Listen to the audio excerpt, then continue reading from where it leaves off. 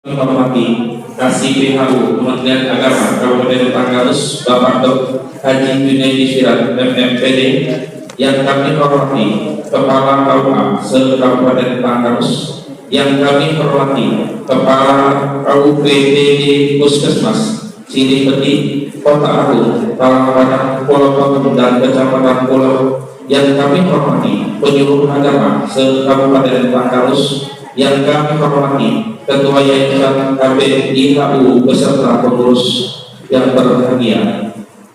Alhamdulillahirabbil alamin wa bihi nasta'inu ala umuri waddin wa ala alihi wa ashabihi ajmain, amma ba'du. Puja dan syukur kita kepada Allah Subhanahu wa taala karena dengan rahmat hidayah serta kesehatan kita dapat berkumpul di aula ini dalam rangka rapat koordinasi penyelenggaraan haji dan umroh kantor Kementerian Agama Kabupaten Tanggalus. Tak lupa pula kita mengucapkan salawat serta salam kepada Nabi kita Nabi Muhammad SAW yang telah membawa kita dari jalan kebenaran sampai telah ke jalan seperti ini. Baik, untuk mempersingkat waktu, kita akan mulai acara ini dengan membaca basmalah. Adapun antara sebagai berikut adalah: yang pertama adalah pembukaan, yang kedua adalah laporan ketua panitia yang dalam hal ini akan disampaikan oleh Kasih PHU yang terhormat Bapak Haji Junaidi Syirat SPD MPDI. Kami persilakan.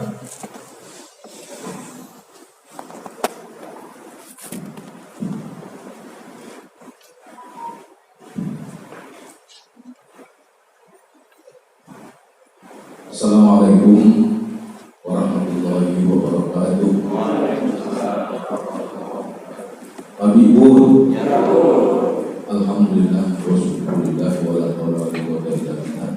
Asyhadu an la ilaha illallah wahdahu la syarika lah wa asyhadu anna Muhammadan abduhu wa rasuluhu la nabiyya ba'dahu.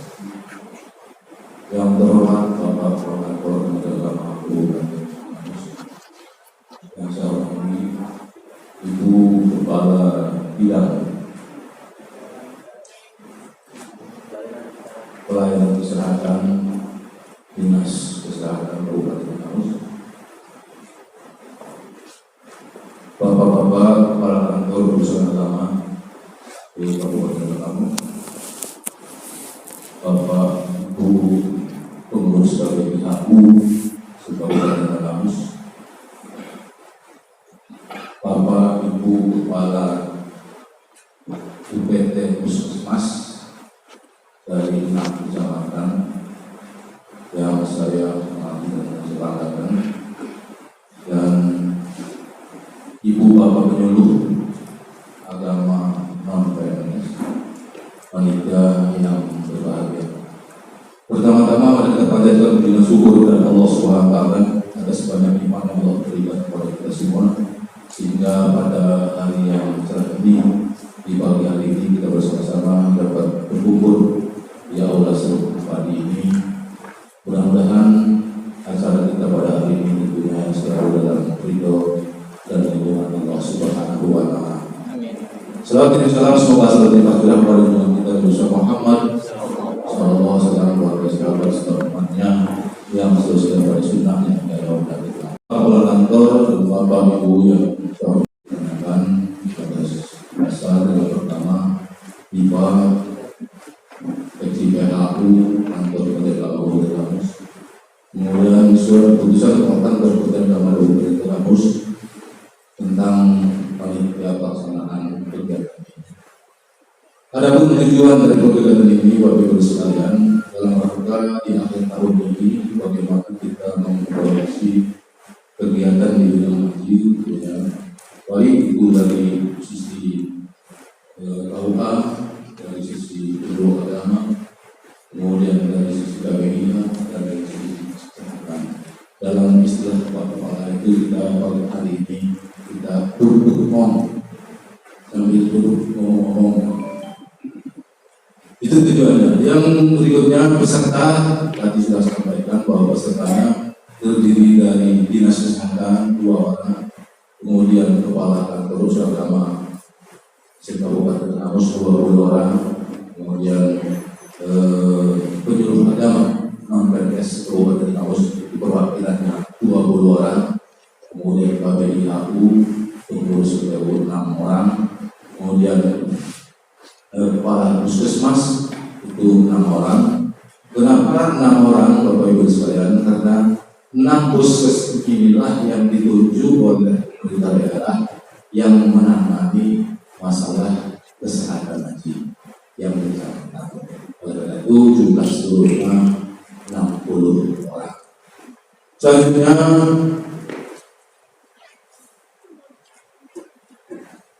materi kita pada hari ini yang pertama kebijakan kantor Kementerian Agama Kabupaten Kamus. Nanti akan disampaikan beliau Bapak Kepala Kantor, Bapak Dr. Haji Muhammad Amin Akil. Kemudian nanti kita rapat untuk tadi itu. Kemudian selanjutnya pada saat nanti para Bapak Kepala Kantor Kementerian Agama Kabupaten Kamus untuk dapat menyampaikan arahan kepada kita semua yang mungkin langsung materi dan membuka acara inisiasi. Demikian laporan ini mudah-mudahan bermanfaat. Akhir kalam kita itu berbahagia. Wassalamualaikum warahmatullahi wabarakatuh. Waalaikumsalam warahmatullahi wabarakatuh. Terima kasih kepada Bapak Kasih Bengkulu Kementerian Agama Kabupaten yang telah memberikan laporan tentang acara ini. Untuk mendapatkan barakah kepada Allah SWT, marilah kita berdoa dan memohon kepada Ustaz Bapak Haji Muhammad Sama dengan memberikan kepada beliau. Assalamualaikum warahmatullahi wabarakatuh. Adalah kita berdoa bersama-sama, mudah-mudahan dalam perjalanan ini sampai ke dimensi Assalamualaikum warahmatullahi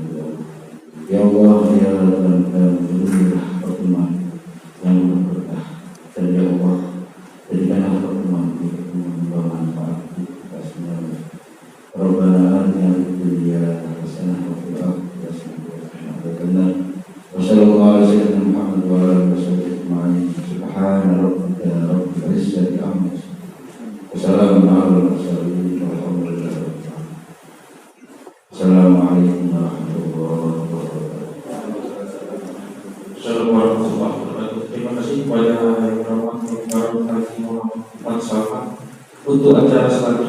ialah antara kita tunggu-tunggu, yaitu sambutan sekaligus pembukaan program koordinasi penyelenggaraan haji dan umroh kantor Kementerian Agama Kabupaten Tanggamus oleh Kepala Kantor Kabupaten Agama Kabupaten Tanggamus kepada Yang Terhormat Dr. Andes Haji Murti Amin MPD. Kami persilakan.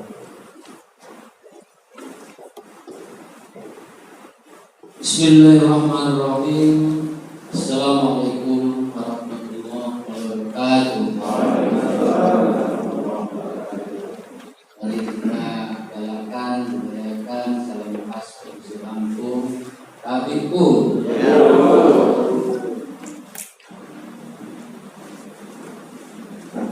Dan di Kepala Dinas Kesehatan Kabupaten Tanggamus dalam hal ini diwakili oleh Ibu Adi pelayanan kesehatan Yeti Mulyani tidak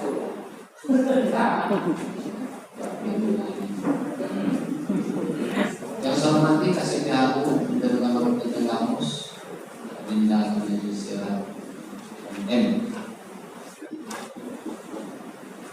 Yang saya hormati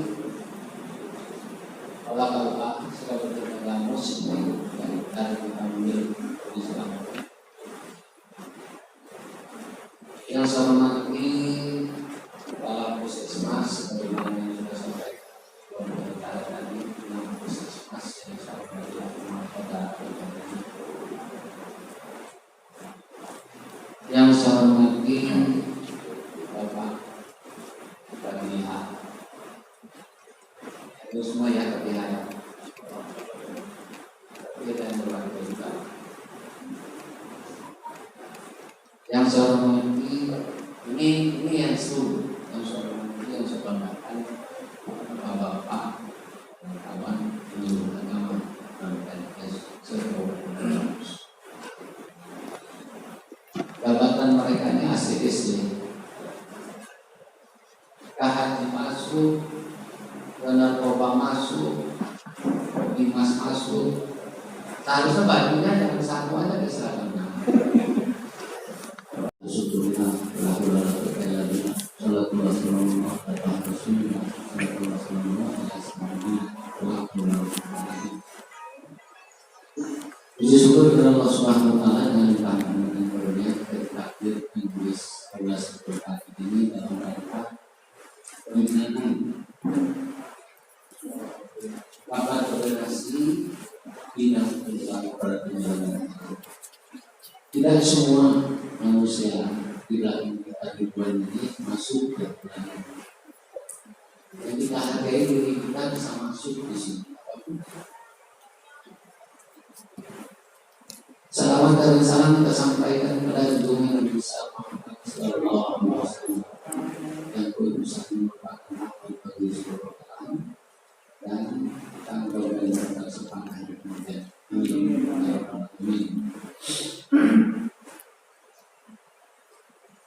Bapak Ibu sekalian, dengan izin Allah di tanggal 10 Desember 2020 ini, mari kita sama-sama membuka rapat koordinasi penyelenggaraan ibadah haji untuk tahun haji 2020-2021. Mari kita sama-sama membaca basmalah.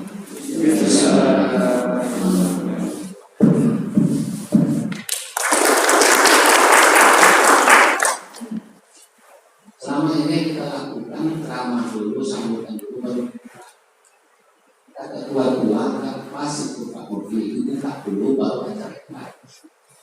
Kan kalau belum dibuka bagaimana mau acara lain? Kalau dibuka lepaskan payah. Betul nggak Bu? Kepala KWA ini Pak Junaidi sebagian adalah rapat tentang kekerasan kaum wanita dan perempuan. Saya sudah ikut 3 kali masalah kekerasan terhadap perempuan. Sebenarnya itu nggak perlu disebenarkan, nggak perlu dirapatkan. Sudah tugas laki-laki lah. memaksa untuk perempuan berbudi pekerjaan. Oke deh, kita terus. Sebelum saya menyampaikan lebih lanjut tentang pendidikan, saya akan mengulang masalah dulu. Kata Nabi ini, hidup manusia itu akan terjadi 4 fase. Ternyata kenyataannya benar. 5 nanti masa bahagia manusia. Pertama masa para pengurus, jadi masa sahabat dulu. Masa sahabat tidak ada yang indah lebih indah daripada masa. Semuanya luar biasa. Yang kedua masa pelapah. Masa paling pelapah ini kata Nabi tidak akan lebih dari 32 tahun. Ternyata dari Abu Bakar sampai ke Ali itu hanya 26 tahun. Hanya 26 tahun. Sementara Nabi itu mengatakan masa itu selama 32 tahun. Ternyata Husain, anak Sayyidina Ali menyambung itu. Kurang lebih hanya 6 tahun. 6 tahun itu ditambah 26 maka sama persis dengan hadis Rasulullah menjadi 30. Kenapa si Hasan ini menjabat sebagai karena karena dia sudah diretoki oleh Muhammad itu. Dari masa itu nanti akan timbul masa dinasti. Masa dinasti ini 1200 tahun. Yang kita kenal dinasti Bani Umayyah, dinasti Bani Abbasiyah, dinasti Utsmaniyah yang kita kenal bertahun-tahun. Apa namanya? Selesai masa itu kata Nabi maka akan masa tempat timbul. Masa tempat timbul di mana kesusahan tak semakan terasa. Karena tidak ada satu pemimpin umat Islam yang mau membela. Nah di masa keempat inilah yang kita hidup sekarang ini. Kita Islam tapi kita merasa tidak seperti manusia Islam. Hanya kita bisa puasa, bisa sholat, bisa berdoa, bisa ngaji. Kalau kita bicara begini, bicara begitu untuk ngetik ini, ngetik itu tidak akan apa-apa. Karena pejabat yang di atas, umat di atas tidak, dia lagi keduniaan, tidak membumi, dia berani. Dan membumi mengingatkan bahwa dia adalah mukmin. Memang muslim banyak, tapi untuk mukmin ini yang susah. Nah hidup kesusahan seperti inilah yang kita rasakan saat ini. Contoh saja, kemenangan susah itu ditambah corona. Sementara umat Islam meyakini bahwa perputaran di Ka'bah itu disambut perputaran Baitul Maqmur itu adalah memutarkan poros dunia ini. Apabila perputaran Ka'bah itu sudah dihentikan, maka planet-planet ini akan bergeser. Arus planet yang ada di angkasa sana sudah akan mulai bersenggolan. Kalau apabila itu mulai bersenggolan, titik-titik akan terjadi. Kalau besar bukan mari kita berdoa. Kita kumpul di sini ini bukan kalau misalnya kebijakan menteri agama itu mudah. Setiap tahun kita lakukan. Berdoa supaya mengakhiri. Ada seseorang yang berani tampil bahwa dia sudah corona memang sudah kita lagi corona. Tohnya dadaran sudah kita lakukan. Masker sudah kita lakukan. Apalagi bukan. Sanitizer sudah kita lakukan. Syariat yang diberikan Allah itu tanpa syariat kita ini sini percaya sama syariat dolim. Syariat sudah kita lakukan. Nampak-nampaknya umroh sudah dihentikan kembali. Nampak-nampaknya hati kita jauh dari pandangan. Sedih sebenarnya hati manusia. Hanya gara-gara corona. Sampai perputaran di Masjidil Haram dihentikan Pak.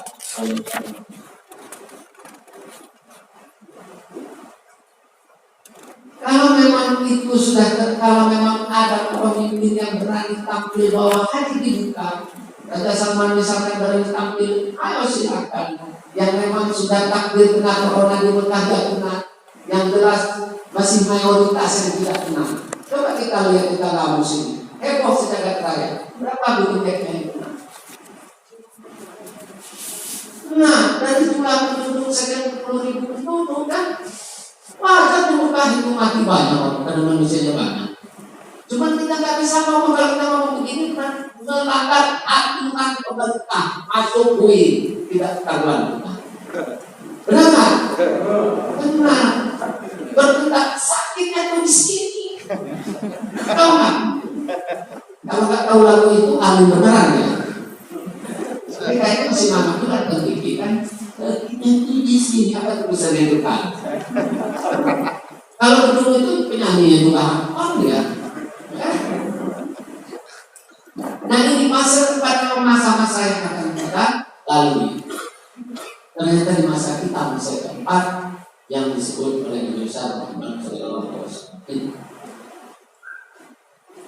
Kalau yang lain-lain masalah Habib Rizik bukan urusan kita, urusan ulama. Nawang melayang urusan ulama. Tapi secara batin sebagai umat Islam, kira-kira bela nggak kita? Bela sama nurani ini. Kenapa sih mudah betul nyabut nyawa umat muslim ini?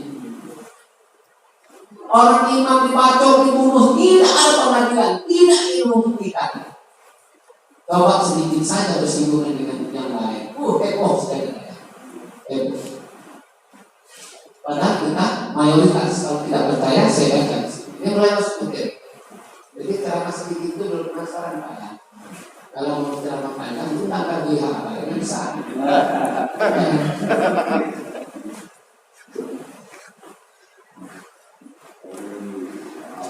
Nih, kamu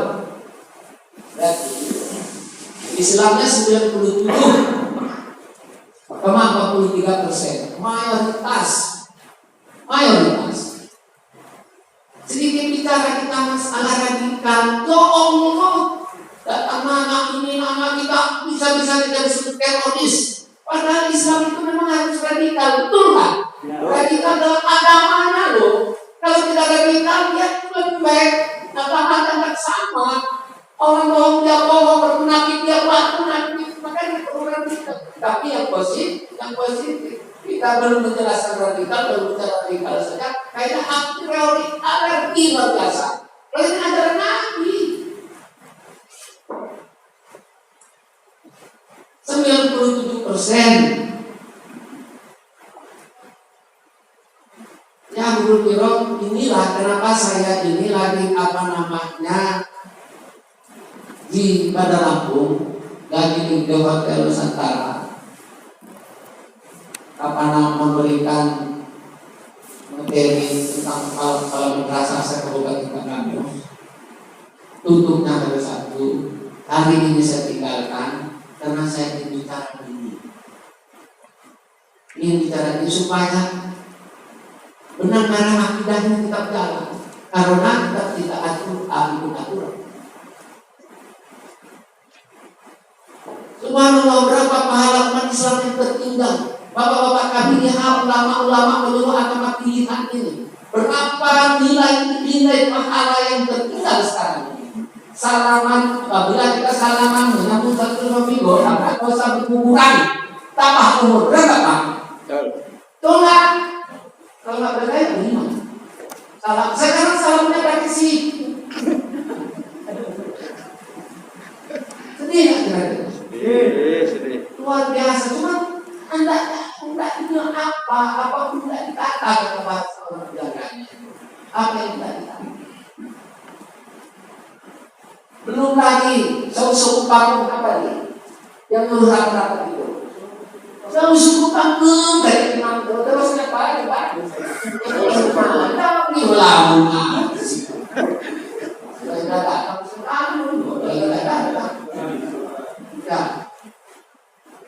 apa itu terjadi Pak? Terjadilah sekarang ini sesuatu itu dikasih tanda salib lagi di dalam masjid. Kenapa itu? Kenapa sih nggak diuruskan tanda panah? Kenapa harus tanda sakit? Karena instruksinya harus disimpan, kita harus ikut, tapi kita nggak mendarat. Berapa jaraknya? 1 meter. Kata Nabi, apabila renggang itu setan masuk di selah itu. Kalau renggang. Kalau sekarang bukan setan yang masuk. Satu keluarga setan, datungan, nenek yang menunjuknya cicinya masuk di situ. Benar nggak Pak? Benar. Waduh, makanya kalau di ceramah saya ini gedung itu kalah. Ya lah. Saya tak mau aja mengganggu wilayahnya gedung. Nah, kalau kita bilang agama, kalau Pak Komandan kembali ke gelanggang. Waduh, habis semuanya. Habis. Jadi sholat sudah hilang pahala. Rata-rata sudah hilang pahala. Memang ada sahabat, ada kawan-kawan kita juga berlebihan juga melakukan barisan itu. Kaki ditarik-tarik, sudah dapat kaki kita masih kejar-kejar kaki itu kelewatan. Maka kalau saya itu sekinjal sekali kaki kita. Apa kaki sudah syukur-syukur ditarik-tarik? Nah kan? Sudah berapa? Sudah itu silaturahmi dengan keluarga, mengumpulkan orang. Karena kata Nabi, apabila kau malu sabar, apabila kau malu cinta, apabila kau malu urus, umumkan. Kenapa? Biar kalau malu urus itu, maka diumumkan diundang sama keluarga itu. Biar kalau hamil ada itu, nah. Sekarang nggak boleh lagi. Jadi kalau ada orang yang hamil berjalan, kita jalan-jalan, kita kamu nikah belum? Memang nikahnya harus dia. Benar kan? Kali silaturahmi sudah nggak ada, kumpulkan kaum kerabat untuk bicara yang datang dari jauh. Nyaris tidak ada lagi yang perlu angkatan itu. Nah ini Pak, maka kita menjaga sikap ini terserah kita. Yang penting aturan kesehatan sudah kita jaga. Kumpul kita di sini, berapa orang itu? 60. Anak kita di sekolah itu cuma 23 satu kelas. Kenapa tidak dimasukkan? Tidak ada. Apa beda anak sekolah itu kita sekarang? Beda nggak mereka? Kalau ini saya bicara masalah khilafah, bicara masalah otonomi, masalah ini, mereka anak-anak 2 tambah 2 sama aja kan? Satu generasi ada hilang. Tapi saya ngomong ini udah direkam sebarkan lagi Pak Polres. Kalau dari sini saya benarkan mohon betul yang nanti itu Apa juga? saya sekolah saya enggak semua.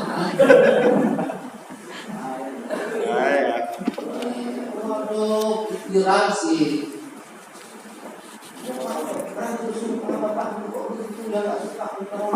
Ada kita balik. Jadi besok dibuka, pasar dibuka, anak sekolah. Alih-alih untuk meringankan biaya pendidikan, sekarang membuka. Menurut saya. Untuk acara ini tetap jalan. Kepada peserta kami mohon duduk di tempat, insya Allah ke depan dan akan menikmati internet. 2 orang ya, yang saya hormati dan saya banggakan. Terima kasih hadirin Bapak.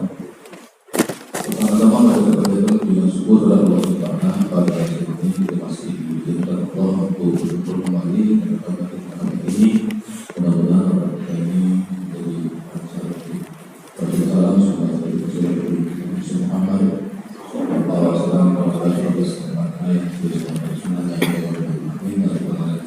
Bapak Ibu sekalian, mohon sebelumnya tetap pada protokol kesehatan, artinya jangan terlalu berdekatan seperti aturan awal tadi, kemudian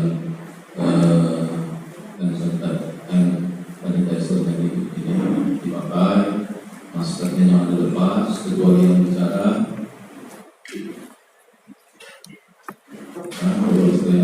Karena apalagi sampai nanti ada foto yang di-share, kita nggak menggunakan protokol kesehatan itu karena berbahaya untuk semua, baik dari sisi kesehatan maupun dari sisi hukumnya berdasarkan.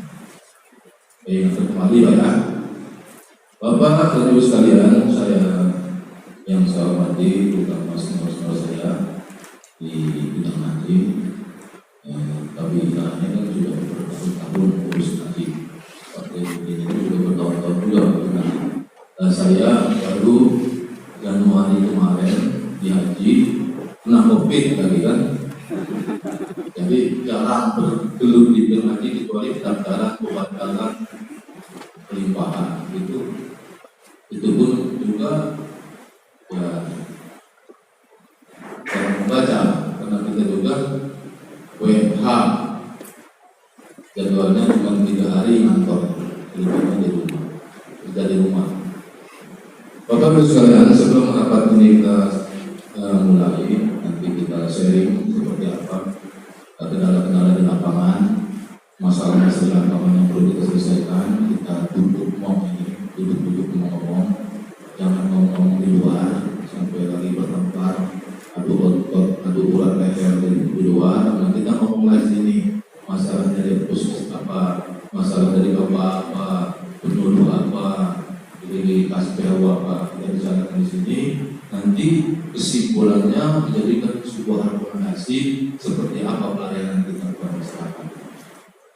Bapak Ibu sekalian, kita perlu sadari, mau dia PHU, mau dia penyuluh agama, mau dia puskesmas, kepala KUK, penyuluh, itu semua adalah dalam rangka kita mengamankan kebijakan negara, kebijakan pimpinan. Semua kita itu. Kalau bahasa halusnya asisten, kalau bahasa agak di bawahnya pembantu, kalau di bawah lagi maafnya dongos, babu, gitu istilahnya kita. Jadi sama-sama tugasnya pelayanan, melayani. Siapa yang kita layani? Yang kita layani itu masyarakat. Masyarakat yang mana yang kita layani dalam posisi hari ini? Masyarakat di urusan yang mau berurusan tentang haji. Jadi hari ini kita mau melayani peserta haji. Tentu semua dari kita tidak ada perintah dari pusatnya untuk melayani haji ini dengan semau kita. Pasti menggunakan aturan main, regulasi lengkap dari dinas kesehatan, dari menteri kesehatan, menteri agama. Semuanya lengkap dalam rangka bagaimana melayani calon-calon tamu Allah. Kalau kita bisa ilustrasikan, umpama kita menyia-nyiakan calon tamunya bupati pasti marah sama kita. Nah, sedang tadi ini kan tamu Allah. Nah, kalau kita menyia-nyiakan, menghibutkan, memutar-mutar pelayanan haji yang notabene mereka adalah Tuyukur Rahman, calon tamu Allah, maka kita di mana Allah? Kan itu kira-kira gitulah. Oleh karena itu kita rapat ini mudah-mudahan ada manfaatnya. Sebelum itu saya mau sampaikan sedikit sebagai pengantarnya. Saya beri Bapak ya, Bapak Ibu.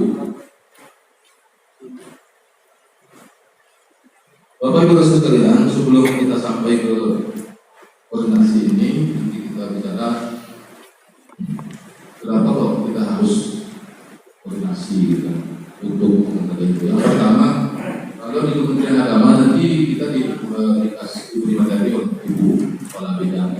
Yang pertama, Kementerian Agama, Menteri Agama ini ada 5 prioritas Yang pertama itu pemberantasan korupsi. Hari ini kita nafikan. Kemudian yang kedua peningkatan prestasi dan pemenangan umroh. Yang ketiga penggunaan pendidikan keagamaan. 4 revitalisasi dan 5 sertifikat. Ini 5 prioritas aksi Menteri Agama yang sekarang ini. Nah, kita fokus ke yang nomor 2, peningkatan kualitas haji dan pemenangan umroh. Nah, poin 2 itu yang dengan langkah-langkah yaitu peningkatan kualitas haji. 4 langkah, yaitu pertama penguatan manasik haji, menjaga kualitas layanan, evaluasi komprehensif, penguatan pengawasan. Nah, yang urusan kita mana? Kecuali yang penting ya. Nah, itu pengawasan jangan ada yang mengawasi. Nah, langkah yang pertama itu penguatan manasik haji, mahaseta. Kalau doa ada nggak tahu mahaseta? Ada ya? Yang lain nggak ada ya? Sengaja saya singkat namanya koordinasi. Kalau koordinasi itu pasti yang singkat-singkat gitu. Mahaseta itu manasik haji sebanyak tahun. Jadi manasik haji sebanyak tahun kita harus disinggung di sini karena tadi materi sudah kita sampaikan ya tentang manasik haji sebanyak tahun. Itu sebagai modal bapak-bapak kepala doa sebagai atasan penyuluh. Kalau masalah atasan penyuluh itu kan kepala doa ya. Nah, untuk memberdayakan penyuluh, bagaimana dia bisa penyuluhan. Bapak Ibu penyuluh, kalau saya tidak salah, itu ada 8 penyuluhan ya, 8 spesialisasi penyuluhan. Ada narkoba, ada produk halal, ada bahasa bintang, haji. Ya. Nah, salah satu kalau niatannya atau arahnya, jadi kalau di kecamatan itu diberi 8 penyuluh agama, maka dia 1 orang menguasai 1 bidang. Kan arahnya seperti itu. Kalau dia binaannya umpamanya 8 desa, 8 majelis taklim, maka dia sila. Nah, pada saat materinya narkoba, yang ahli narkoba datang di situ. Pada saat dia produk halal, yang produk halal dari situ. Terus dia silang bergantian. Nah, sekarang haji. Nah, haji ini masuk di manasik haji sebanyak tahun melalui majelis taklim tadi itu.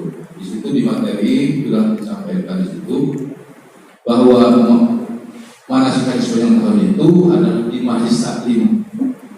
Tidak harus orang yang mau berangkat haji, orang yang belum berangkat haji pun di situ bisa dilaksanakan namanya dakwah haji. Kenapa kok harus dakwah haji bukan manasik haji? Karena bapak dan penyuluh, bapak ibu penyuluh ini belum punya sertifikat pembimbing haji. Jadi karena belum punya sertifikat haji, maka dia punya sifatnya dakwah haji. Siapa yang berhak untuk membimbing manasik haji?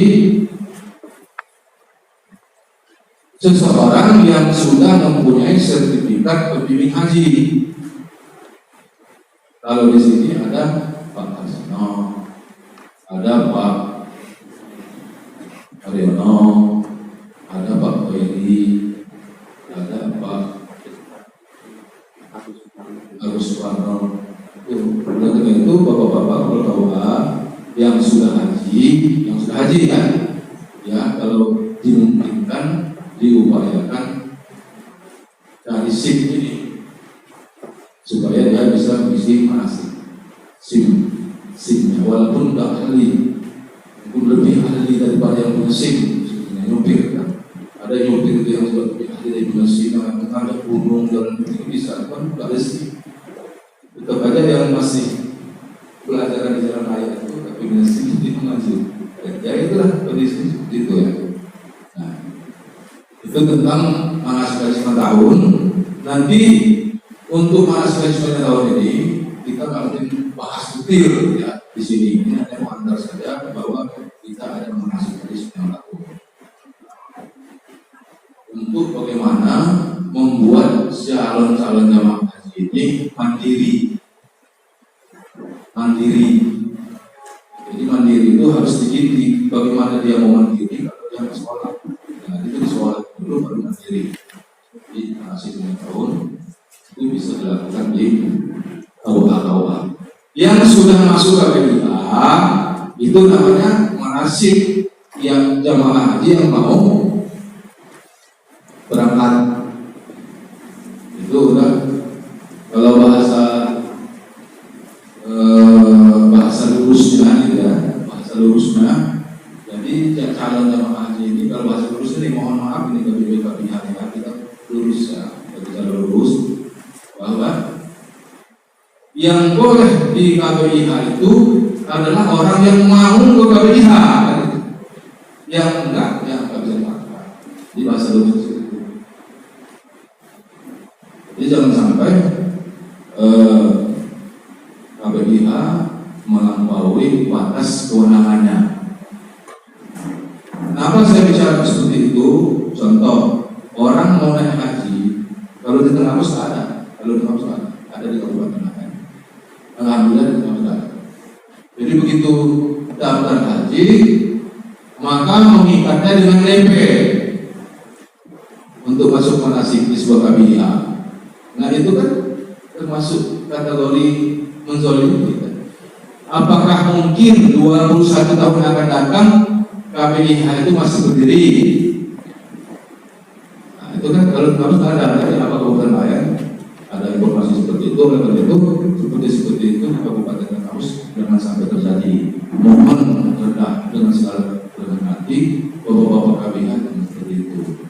Tetap laku, tetap maju dengan yang lurus. Terus dari Allah ada bantuan Allah SWT bismillah. Jadi nggak usah kita nafsu, kita membuat jamaah menjadi. Kalau bahasa enaknya bahwa jamaah haji mandiri itu tidak mungkin bisa mandiri kalau nggak dididik. Kalau sekarang ini dididik oleh KBIH, bukan jamaah mandiri itu karena dia nggak masuk KBIH lanjut disebut jamaah mandiri. Justru yang dilatih dididik oleh tadi Mahasiswa tadi itu sama KBIH itulah yang mandiri karena dia tahu mengerti syarat rukun. Oleh karena jadi mandiri. Bukan mandiri, saya mau mandiri aja, saya nggak mau suka KBIH, mau belajar di rumah, belajar di rumah. Jadi begitu, misalnya. Terus saya berikan pengalaman pada saja, nanti kita lebih stasiunnya ke tadi. Tidak nih? Nah, ini yang terjadi sekarang kan kita Kemenang diskus Dinas Kesehatan KUA menyuruh agama puskesmas. Nah, kita kan masing-masing punya tupoksi. Kita kan sudah jelas KUA mengerjakan apa, kemudian WHO mengerjakan apa, Dinas Kesehatan apa, kemudian puskesmas apa. Tapi kita kadang-kadang apa ya, sering berdebat di bawah. Berdebatnya sebetulnya nggak ada yang salah gitu. Hanya miskomunikasi karena kurang koordinasi gitu. Nah itulah tugasnya kita pada diri kita supaya jangan ada terjadi seperti itu. Bila salah paham terhadap puskesmas dengan KUA tentang data. Karena data di KUA itu kan dia yang by address kan. Dia tahu alamat dan suku pun dia tahu di KUA itu. Itulah gunanya KUA itu membuat apa yang di KUA yang dikerjakan di KUA sebelum berangkat lagi. Mahram kan? Nah, mahram itu jangan dibuat sederhana. Artinya mahram itu maksudnya supaya bapak-bapak perempuan tahu itu mau daftar dari mana, alamatnya, nama, siapa semuanya tahu. Itu bener. Jadi tahu tahun 2020 berapa daftar bener. Jadi kalau nanti ada surat juga dari WHO kepada Prabowo untuk dapat mengusir data ini, nah datanya sudah di-sharing kan di situ. Tahu dia alamat ini sana. Kalau tidak dia arah-arahnya tahu loh. Jangan sampai tahu. Itu tugas kita perlu kita koordinasi. Begitu. Contoh lain. Cadangan jamaah haji kan ada cadangan. Cadangan itu kan biasanya pelunasannya di belakang, ya kan? Tugas di belakang, tetapi Dinas Kesehatan harus melaksanakan tugas mereka. Tugas mereka apa? memeriksa kesehatannya. Dalam rangka apa? Makasih Aganda Walau Akbar. Jadi dalam rangka apa? Memeriksa kesehatannya. Kemudian kalau dia dinyatakan sehat, maka istiqomah. Dengan istiqomah itulah dia melakukan pelunasan. Kan gitu. Kalau ada sudah adanya kesehatan Islam, tidak bisa pelunasan. Karena apalagi kalau sekarang komputer banknya itu sudah sharing dengan komputernya pelayanan kesehatan. Jadi kalau di situ nggak di-oke, dia nggak pakai pelunasan, maka aku pelunasan tunda. Begitu. Salah pahamlah si KBIH pokoknya. Kok udah diberikan istiqomah pelunasan yang nggak jadi, bagaimana caranya? Dan perlu kita catat bersama bahwa pelunasan itu ada waktu-waktunya, tidak sepanjang tahun. Ada waktunya, bahkan hanya yang tahap satu itu 1 bulan ya. Setelah itu baru 1 minggu. Jadi perlu kita sinkronisasikan seperti itu supaya menjadi sebuah rekomendasi untuk kita bagaimana kita melakukan tugas.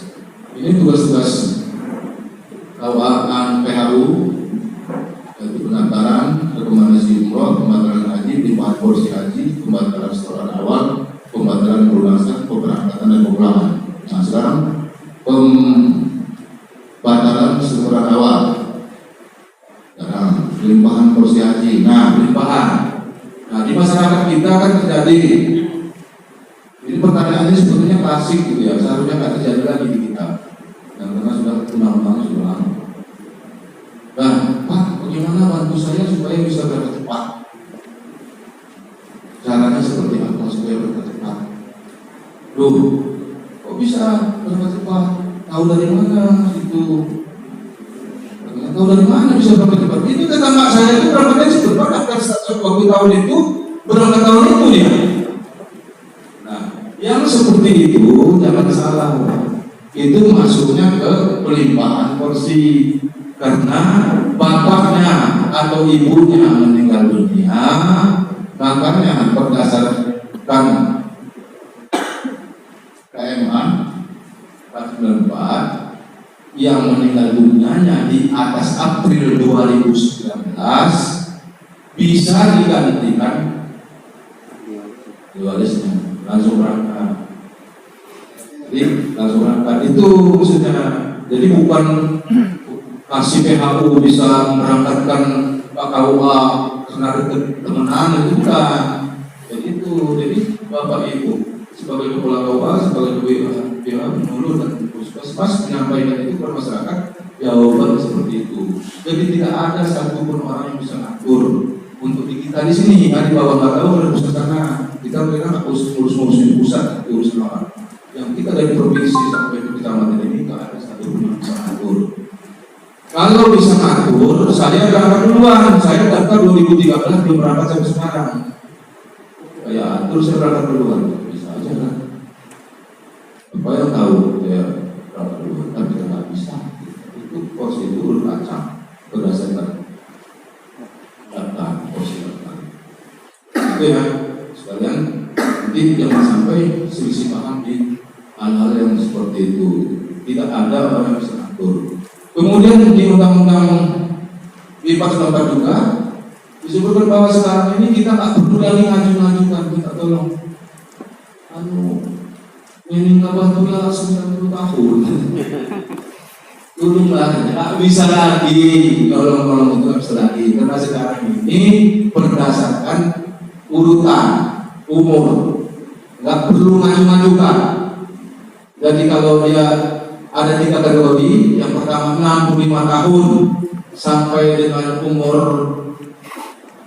84 tahun, 10 tahun masa tunggunya.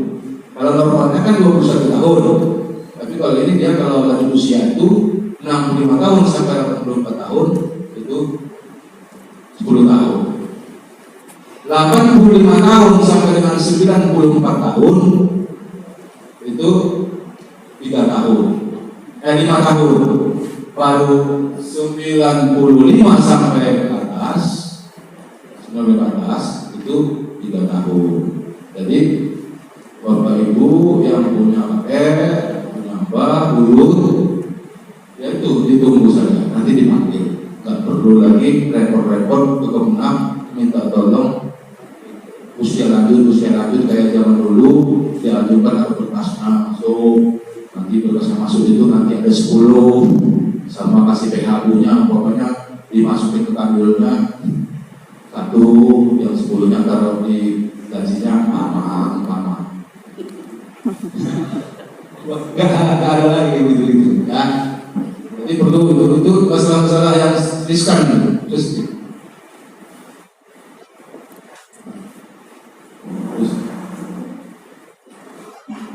nah ini kita masuk, kita singkat-singkat KMA 719 itu tentang umroh. Jadi umroh harus katakan bahwa itu. Nah ini umroh seperti ini, usia 18-50 tahun, tidak memiliki penyakit penyerta, menandatangani surat pernyataan tidak akan menuntut pihak lain atas risiko yang timbul akibat COVID-19, bukti bebas COVID-19 dan seterusnya itu. Nah, yang menjadi esensi kita, Bapak Ibu sekalian, sebagai yang sering bersinggungan dengan calon jemaah umroh, hati-hati, jangan tergiur dengan umroh murah. Umroh itu dibatasi Kementerian Agama itu paling murah di masa normal 20 juta di masa normal. Tapi kalau sekarang bisa 35 lebih. Kemudian jangan tergiur juga KPIH kalau ada KPIH yang menjadikan berangkat umroh. Ini jadi masalah karena umroh sekarang ini adalah umroh yang tertunda.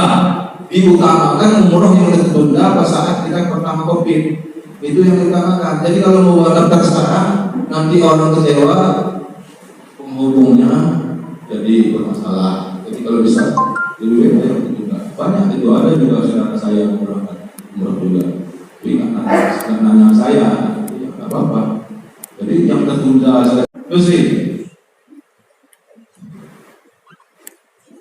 Nah ini bisa dibaca di undang-undang 8 2019, kemudian ada juga di KMA 494, di KMA 719 dan Permendag 130. Terus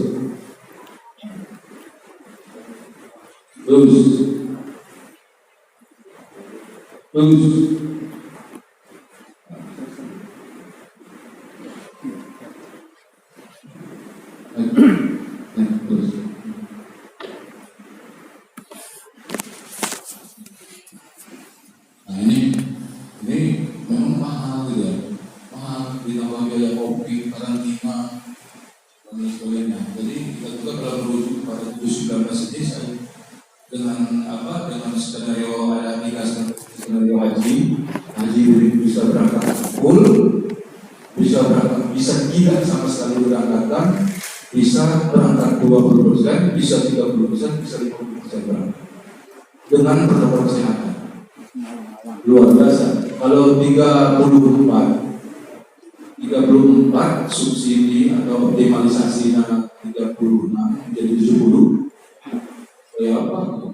Biaya biaya karantina, COVID dulu, kita swab dulu, tes web, terus baru di karantina, baru sampai sana di karantina lagi, isolasi baru itu 72 jam, nambahnya bisa separuh lebih. Terus habis ini tugas PPU terus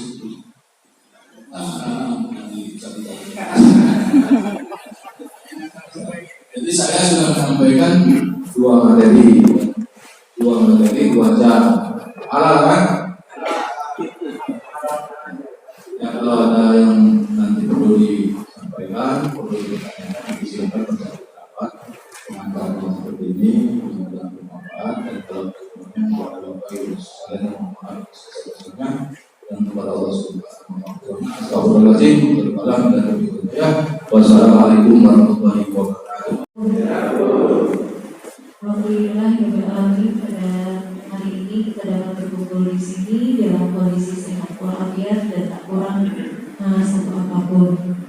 Mungkin sebelumnya karena saya baru, mungkin saya perlu memperkenalkan diri saya sendiri supaya nanti ketika kita berkoordinasi masih hafal dengan wajah saya. Nama saya Yenti Mulyani. Saya tinggal di Sumberanggung, Kecamatan Ambarawa, Kabupaten Pringsewu. Pada saat ini saya diberikan amanah untuk menjalankan sebagai kabid pelayanan kesehatan mulai tanggal 25 November kemarin. Artinya masih sangat-sangat baru sekali dan ini juga merupakan hal yang baru bagi saya, dan mudah-mudahan kita bisa saling berkoordinasi, saling bisa memberikan informasi dan bisa bekerja sama dengan baik. Itu harapan saya. Kemudian tadi kayaknya Pak ini tanya ya, untuk saya sudah tiga, saya sudah mempunyai anak 3, jadi bukan gadis lagi seperti yang Pak anak tadi yang disampaikan. Terkait dengan ini, yang perlu kami sampaikan dari mungkin untuk sosialisasi dulu terkait Peraturan Menteri Kesehatan Nomor 15 Tahun 2015 tentang istimewa. Mungkin kalau Bapak Ibu mungkin sudah lebih paham ya. Saya ambil dari jurumisi dari Dinas Kesehatan saja bahwa dalam proses jemaah haji ini tugas kami adalah di pemeriksaan kesehatannya. Jadi ada tahap 1, tahap 2 itu ada di ranah kami. Tapi di tahap ketiga itu nanti adalah kewenangan dari KKP, bisa diberangkatkan atau tidak itu kewenangan dari KKP, dibatasi penerbangannya. Jadi tahap pertama mungkin akan dilakukan setiap jemaah haji yang akan mendaftarkan diri itu pasti akan dilakukan pemeriksaan kesehatan di puskesmas yang sudah ditunjuk. Mungkin Bapak Ibu sudah tahu, itu ada puskesmas Siripeti, puskesmas Kota Agung, Talapana, Lobanggung, Lising, dan Bulor. Ya, jadi tugas kami adalah memeriksa, mendaftar, kemudian kami masukkan ke entry data siswakatnya, sehingga jemaah haji ini bisa mendapatkan nomor porsi.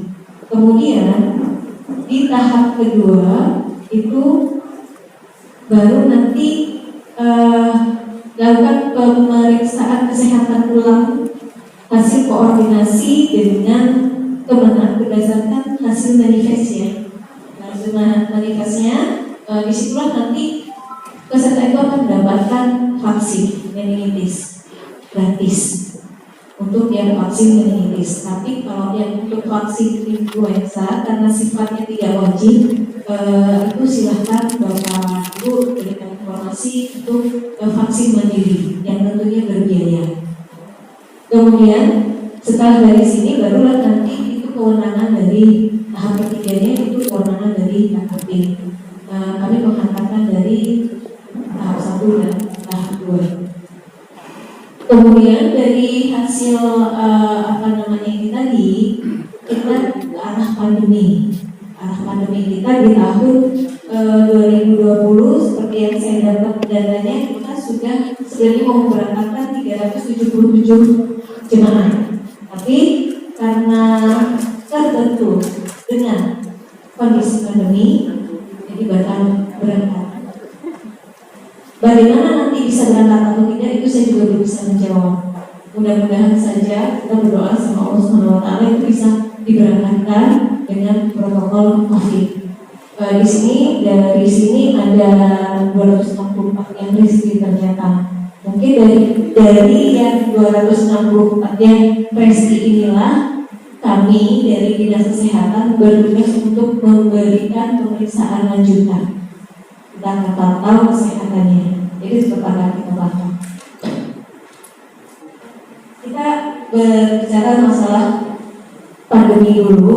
Ini adalah sesuatu hal yang memang kadang-kadang tidak bisa kita percaya. Karena apa? Karena penderitanya itu merupakan orang tanpa gejala. Orangnya bisa lari ke sana kemari, tetap melakukan aktivitas, tapi di dalam tubuhnya mengandung virus. Itulah yang tidak disadari. Untuk tanggal sendiri dari 17.300 sekian penduduk itu sudah yang terkonfirmasi sudah masuk sampai dengan 7 Desember kemarin itu 172 ya, 172. Bagaimana perkembangannya sekarang ini? Sekarang ini perkembangannya adalah ternyata semakin meningkat dengan kondisi sudah bergejala. Artinya ini warning buat kita semua untuk lebih meningkatkan prokesnya. Tetap jaga jarak, tetap menggunakan masker, tetap memakai hand sanitizer, walaupun yang diterangkan oleh Pak Kepala Dinas tadi itu sangat bertentangan dengan Islam, tapi inilah ikhtiar kita supaya kita tidak terinfeksi oleh virus. Virus itu sangat kecil sekali dan memang sangat, untuk sampai saat ini saja masih diisukan itu hoax. Bagaimana kita saat ini sedang memeriksa 5 pasien yang masih suspek, artinya belum dilakukan swab tapi sudah bergejala, sudah sesak napasnya, sudah sampai ke sana. Nah, artinya kita coba berhati-hati dalam melaksanakan kehidupan sehari-hari. Tetap harus ya percaya atau tidak percaya, tapi ada gitu loh, kasusnya ada datanya. Kemudian dari PMK 15 tadi saya juga coba mensosialisasikan surat edaran nomor 1742 2020 tentang penyelenggaraan kesehatan umroh pada masa pandemi coronavirus 2019 atau COVID-19. Jadi untuk umroh itu ada beberapa syarat yang dipersyaratkan. Yang pertama mengenai usia, tadi usianya 18 sampai 20 tahun. Yang kedua wajib bebas dari COVID. Wajib bebas dari COVID itu artinya para peserta umroh ini harus melaksanakan swab dalam waktu 72 jam atau 3 hari.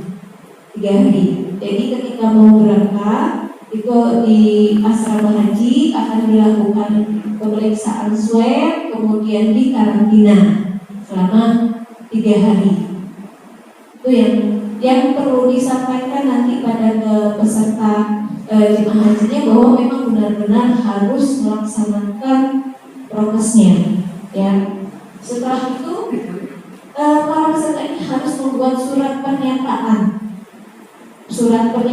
bahwa ketika mereka berangkat kemudian terkena COVID tidak boleh menyalahkan siapapun. Artinya ketika sudah dilakukan swab, sudah dilakukan pemeriksaan, kemudian sudah keluar hasilnya, ketika pulang kembali kemudian terpapar oleh COVID, itu sudah tidak boleh menuntut siapa-siapa artinya. Dan masing-masing itu berarti sudah kelalaian pribadi. Karena dari kita mulai manasik haji, perjalanan baik itu naik mobil, laut, kapal, pesawat, sampai proses makan, sampai proses itu semua sudah diatur dalam prokesnya. Jadi nanti benar-benar harus disampaikan. Kemudian setelah itu kalau misalnya dari hasil swab itu ternyata positif, artinya yang tidak jadi diberangkatkan karena tidak lolos itu. Nah karantina selama 14 hari. Kemudian di swab ulang di hari ke-7 kalau tidak di hari 10. Setelah swabnya negatif, nanti bisa diberangkatkan. Saya nggak tahu teknisnya kalau masalah itu ya. Masalah itu saya tahu teknisnya masalah kesehatannya aja. Nah, ketika peserta dari jemaah haji ini, jemaah umroh ini COVID dan dinyatakan reaktif, maka nanti akan dilakukan tracing terhadap keluarganya. Jadi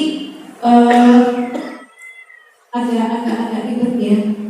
Sebelum berangkat kita harus dites dulu, kemudian pulang berangkat kita swab, setelah lolos negatif dan mengantongi sertifikat vaksin internasional, namanya sertifikat vaksin internasional, baru bisa terbang. Setelah pulang itu juga dilakukan swab lagi, kemudian kembali ke rumah. Artinya kembali ke rumah pun mungkin harus laporan ke dinas kesehatan supaya nanti bisa dipantau oleh puskesmas masing-masing oleh tenaga kesehatan kami. Iya, nggak boleh residesikan dulu selama ini biasanya berapa ya? 14 hari intinya 14 hari nggak boleh kemana-mana dulu. Terus tetap tinggal di rumah dulu. Beda dengan zaman dulu ya harus disambut. Tapi ternyata ini tidak bisa dilakukan. Artinya ada hal-hal yang disampaikan kepada peserta umrohnya bahwa ternyata agak ribet proses ini, kalau nggak bisa berangkat. Kemudian dari yang berdasarkan berangkat itu juga ada yang dinamakan penyakit komorbid, artinya penyakit penyerta. Biasanya itu yang degeneratif seperti hipertensi, kemudian DM, kemudian TB, kemudian apalagi anemia, kemudian yang melakukan ini benar-benar bahwa peserta umroh ini harus jujur supaya nanti tim pemeriksa dari puskesmas atau yang sudah dibentuk oleh pemerintah Pemda itu bisa memberikan pembinaan supaya nanti bisa diberangkatkan pada saatnya. Ya, memang ada banyak benar kok suatu syarat-syarat. Mungkin itu yang perlu saya katakan secara garis besar. Yang terpenting dari semua itu adalah disiplin itu aja. Karena kalau kita tidak disiplin, kemungkinan untuk terpaparnya itu akan lebih besar. Tetap menggunakan masker, jaga jarak, menggunakan hand sanitizer, dan mengikuti apa arahan yang telah ditetapkan. Tentunya kita ini mengharap pada kementerian dari Arab Saudi. Demikian yang saya sampaikan. Terima kasih. Assalamualaikum warahmatullahi wabarakatuh.